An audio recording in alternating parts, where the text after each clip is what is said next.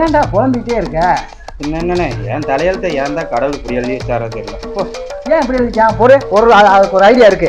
என்ன பண்ண போற? ஒரு இந்த அழில போறேன்.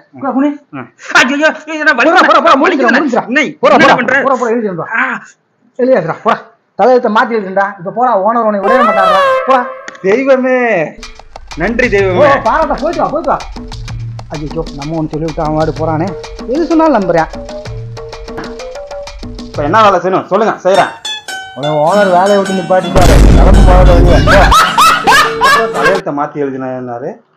போய் வச்சுக்கிறேன். ஐயோ வந்துட்டானே.